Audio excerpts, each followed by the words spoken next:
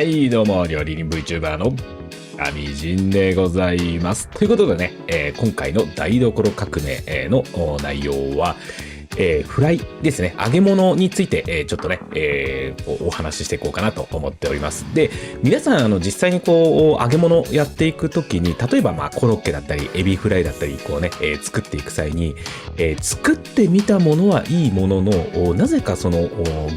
具材とですね、こう衣がこう剥がれていってしまうっていうような経験ありませんでしょうか。で、これなんですけども、実は結構物理的な、原因があったりとか、あとその多層構造になっていますので、その多層構造の中にあるその空気と水分が結構原因だったりするんですよね。で、それをどうやって、こう具材と衣がしっかりくっついた揚げ物にするかっていう、今回ね、そこをフォーカスして、お話の方を進めていきたいなと思います。で、まずは2つのタイプのね、エビフライ作ってみますので、そこからね、一度実際に作り方の流れを見ていただいて、で、最後に、ちょっと専門的なお話っていうような構成にさせていただいておりますので、お付き合いのほどよろしくお願いいたします。それじゃあ早速皆さんのグラフィックボードの方をインフィニティにします。じゃあいきますよ。せーの、ドン。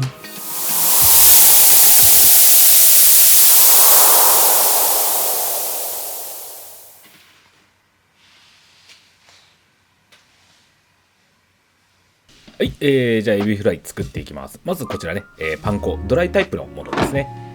で、こちらが溶き卵と薄力粉になりますね。で、こちらエビが、表面の水分を拭ったものと拭ってないものを用意してます。はい。ではまずね、両方とも塩をしていきます。はい、こんな感じですね。で、まずね、エビの尻尾のところ水分をしっかりね取ってカットしました。はい。じゃあ粉をつけていきます。まず通常通り、まず薄力粉をつけてよーくここで落とします。こちら水分をよく拭った方は粉をよくはたいて、で、そこから卵をつけてます。で、そこにパン粉をつけていくんですけども、この時絶対に強くは押しません。軽くですね、押したとしても本当にふわっと軽く押すぐらいまでにとどめてください。ではこんな感じですね。はい。で、このね分かりやすく赤い印がついたこう竹串を刺して、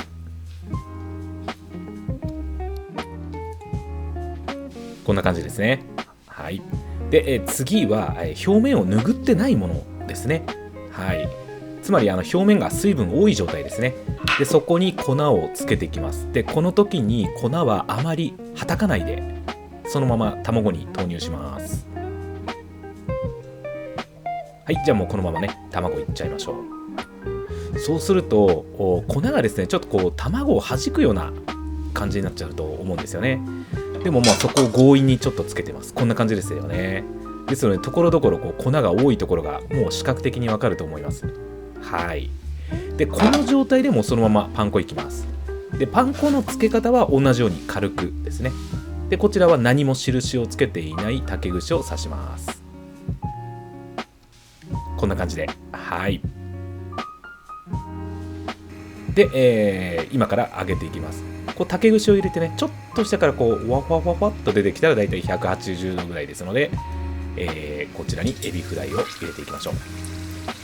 もう同時に入れて揚げていきます。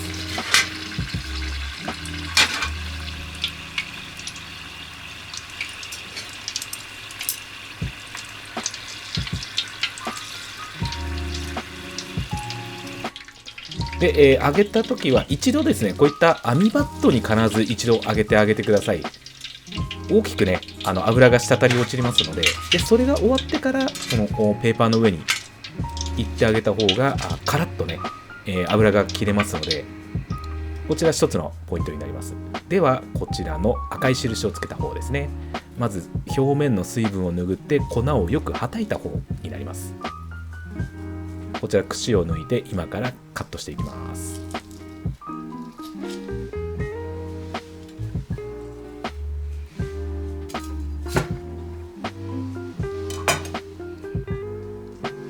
ちりね詰まっている感じですよね。もうほぼ空洞がない、もう綺麗な状態になってます。ぴっちりね衣と身がくっついている状態でございます。では次に、粉がねたっぷりついているような状態、表面も拭っていない状態のものですね。ズバッとカットしまして、もうですね、もうこの時点で衣がこう剥がれるようなもう雰囲気が出てますよね。これぐらいやっぱり差が出ちゃうところなんですよね。もうここもね、もう剥がれかかってるっていうような状態です。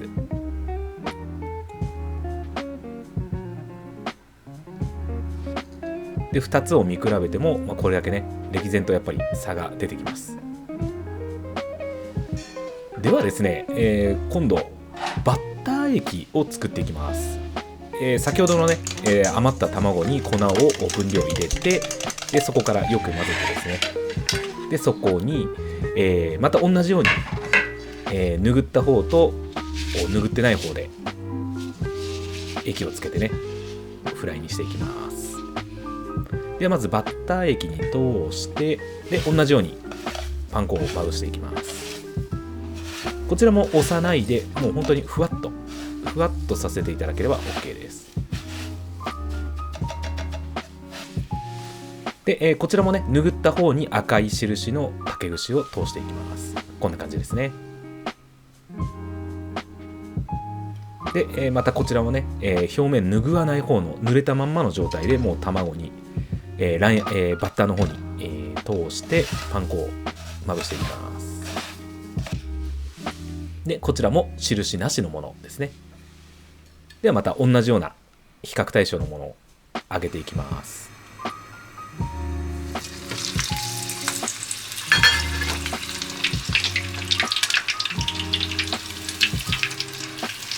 またね同じように網バットに一度揚げていただいてから、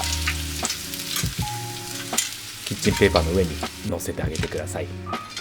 その方がね油切れがすごい綺麗になりますので。で、油に残ったねカスはしっかりここで取ってあげてください。ではこちらの表面拭ってある方からカットします。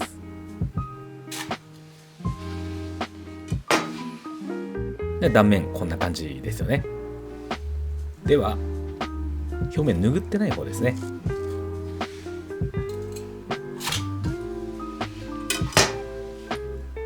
こちらも同様な感じですね。はい。バッター液の場合は、どちらもそこまで差が出てこないというところですね。衣も剥がれづらいっていうところが一つの特徴になってます。でこちらね、パン粉なんですけども、海鮮物とか肉とかやった場合はもう別途ね袋に入れて冷凍庫で保管するっていうやり方ですよね。で、バッター液ですよね。余ってしまった場合ですよね。翌日とか翌々日なんかに、こういった炭酸水を少し加えていただいて、こんな感じですね。で少しね、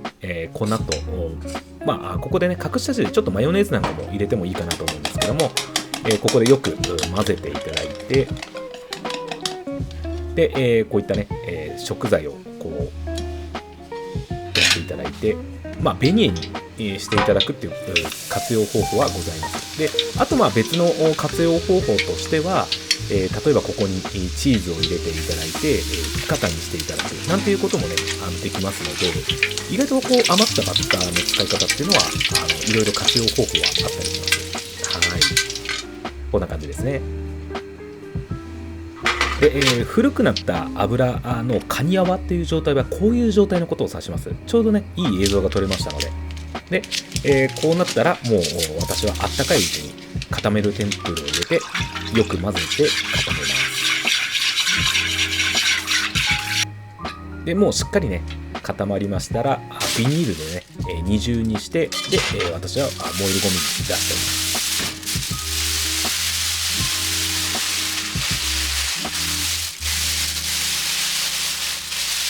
こんな感じですね。ではなぜ、プロがですね、粉、卵、パン粉を使い続けてバッター液はやらないのかなどのねお話をしていきたいなと思います。ははい、どうもお疲れ様でした。いかがでございますかね。2つのエビフライの比較対象を見ていただきました。はい。で、ここからはですね、ちょっと専門的にお話をさせていただくんですけども、まずは、なぜですね、エビフライとかフライものの衣の中に空洞ができてしまうのか、またはですね、衣が剥がれやすくなってしまうのかっていうところの専門的なお話をさせていただきます。ではまずですね、その原因の主たる原因の一覧を今お出ししますね。せーの、ドンと。はい、こちらでございます。まず上からね、ご説明しますけども、エビの表面水分が多すぎる。次に、小麦粉のつき方が不均一。で、打ち粉をですね、打ち粉した後に放置してしまうってことですね。で、次が身の熱収縮と衣のね、降下速度の差がありますよっていうところですよね。で、卵液の粘性不足で、油の温度が低すぎるっていうね、この主たる理由がね、いくつかあるんですけども、まずですね、私が特に、今回の動画の中で強く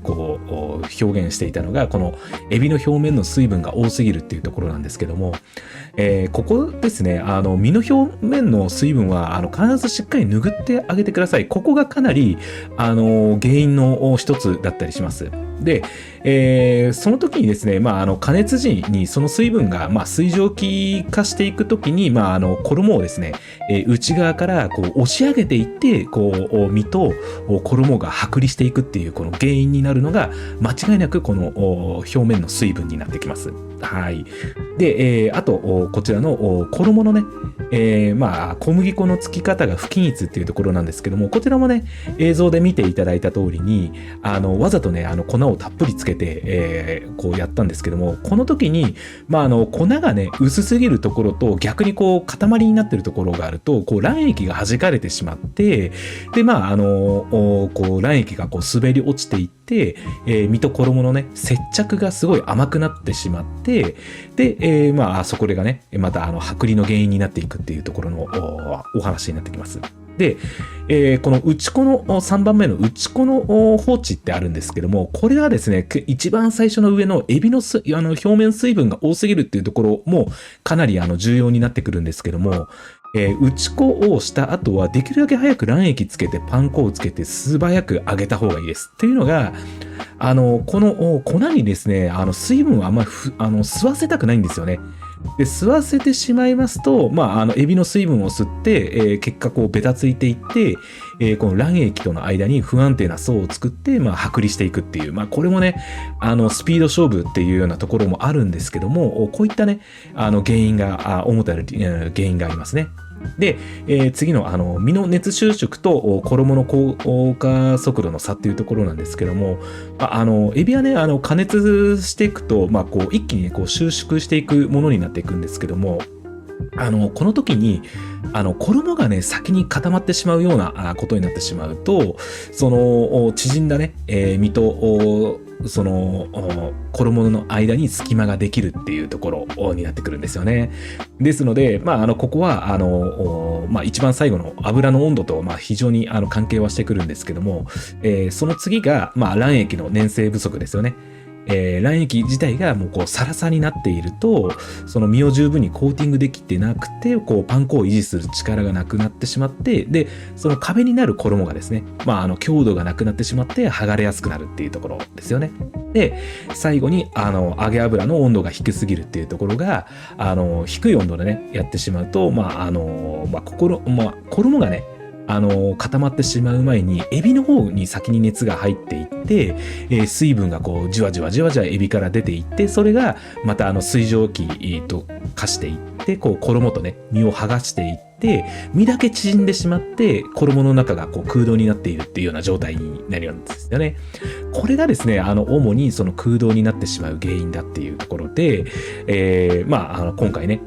よくある事例のやり方として、実際にね、視覚的にまず見ていただいたっていうところになります。はい。はい、次にですね、バッター液を作って、実際にね、同じようにフライにさせていただきましたけども、バッター液の方にもバッター液の利点というものがあります。じゃあ一度お出しします。せーの、ドン。はい、こちらですね。まずですね、海面の消失、消失によるですね、密着力の向上ということで、次に水分保持と蒸し焼きの効果。で、3番目にパン粉の均一な吸着。で、4番目に工程を減少させるというところですよね。こういったメリットがあって、今回ね、バッター液の方もご紹介させていただいています。イメージとしては、皆さんがご自宅でやっているフライなんかっていうのは、よく製品ものの粉を使ってね、それを水で溶くだけ、卵と合わせて水で溶くだけで、簡単にできますよっていうものがあると思うんですけども、その原理と全く同じものになります。で、これは今回、私の方で流れでね、ちょっと手作りはさせていただいてるんですけども、ご家庭で使っているような内容のものとほぼ同じになります。その利点も全くこの状態のものと同じことになりますので、ご理解のほどよろしくお願いします。で、まずですね、海面消失による密着力の向上ということなんですけども、通常のね、3点方式の、衣付けだと、粉と卵の間に層ができるんですよね。これもね、また重要な層ではあるんですけども、で、これがですね、揚げた時に、もうエビがね、身が縮んでいくと、この、衣の間に空洞ができやすくなるっていうことがあります。で、これをですね、バッター液ですと、粉と卵が完全に混ざり合っているので、食材のですね、凹凸部分に、綺麗に隙間なく入り込んでいって、で、これでね、冷めても、衣から剥がれる、憎い一体感がある、フライができるっていうところで、まず、この一つね、大事な部分になったりします。で、次2番目の、水分保持と蒸し焼き効果っていうことなんですけども、バッター液に含まれるですね、小麦粉のグルテンと卵のタンパク質がですね、加熱されていくことによって、網目状の強固な膜になっていくんですよね。これは、当然空気が含まれますから、細かい空気によって、その網目状の強固な膜ができていくっていうようなイメージですよね。はい。ですので、ここになってくると、油の中で、その、食材自身が、蒸し焼き状態になってくれるっていうところで、エビですと、プリッとしたね、食感が出やすくなるっていうのが、またこのバッター液のいい、メリットだったりします。はい。で、3つ目のパン粉の均一な吸着っていうところで、バッター液は、適度にね、粘度がありますので、これによってですね、均一にね、全体的に綺麗にパン粉がつけやすいっていうところになって、で、どこをかじっても、同じ厚みになって、で、かつ、同じ食感になりやすいっていうところで、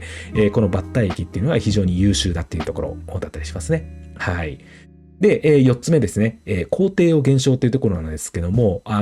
よくね、プロがやる3点方式のやり方が、これが単純に粉と卵が合わさるので、2工程になりますよね。で、かつ手を汚さずに済む確率が非常に高くなるので、そういった面でも非常に優秀なところだったりします。これがですね、バッター液を使う、大きなメリットっていうところで、まずね、知っていただけたらなっていうところになりますね。はい。はい、ということでね、ここまでのお話を聞いていただいた中で、あれそれだったら世の中のフライって全部、バッター液でいいんじゃないのなんて思いますよね。でも実際は、とんかつ屋さんとかは、粉をつけて、で、卵をつけて、で、パン粉をつけてって、この3点方式を必ず守ってますよね。これがなぜかっていうことなんですよ。で、主な理由がこちらになります。せーの、ドン。はい。まず一番上から、衣のサクサク感が海藻になるっていうところですよね。で、2番目が、打ち粉による水分の精密コントロール。これも非常に大事になってきます。で、3つ目の素材への追従性と香りの立ち方。これがですね、この3番目が結構、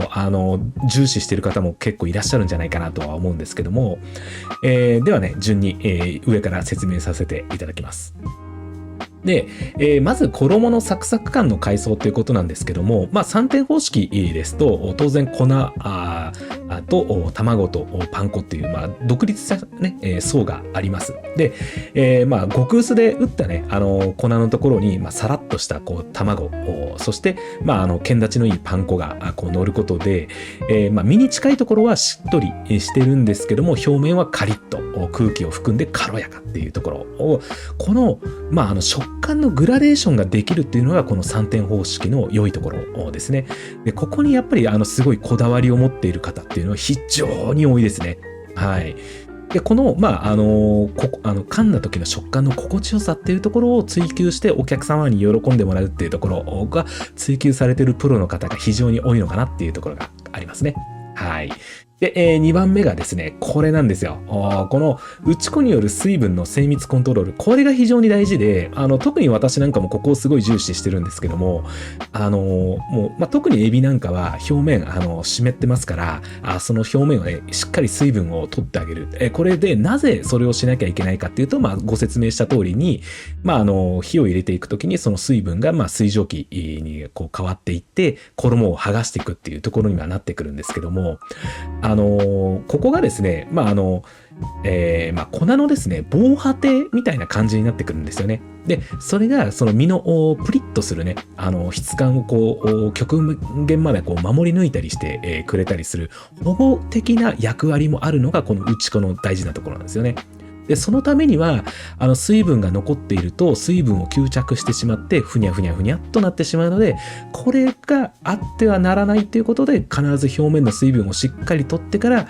粉を打つ。そうすることによって身がプリッと仕上がるっていう、この大事なところになってきます。はい。で、次、3番目の素材への追従性と香りの立ち方。これもですね、非常に大事なところなんですけども、特に高級なエビですよね、車エビとかですね、そのまま素材のね、形とか、香りを生かしたい場合のですね、バッター液ですと、その衣が勝ちすぎちゃうんですよね。で、それもあって、3点方式にしてあげると、余分な粉をしっかり落としてね。で、その素材のシルエットを崩さない極限のね、薄い衣が作ることができるんですよ。で、それによって、その素材の持つ香ばしさとかですね、パン粉のね、からパン粉のこの隙間って、なんて言えばいいんですかね。そのパン粉の隙間っていうと、その空洞ではなくて、そのパン粉とパン粉の間っていう意味なんですけども、そこからね、直接その鼻にね、伝わるその素材の香りとかっていうところで、これをね、表現するのに、ここをね、すごいこだわるっていう方もいらっしゃいますね。はい。はい、以上がこのね、よくあるこのエビフライで空洞ができてしまうっていうところのお話と、あとなぜかプロが3点方式のこのやり方を好んで使うのかっていうところの詳しいご説明でございました。で、油の扱い方とか、あとこの油がどこまで使っていいのかっていうデッドラインだったりとか、で、コンロ周り洗うのがもう本当にめんどくさいっていう時の、動画はせーの。はい。こちらでご用意させていただいておりますので、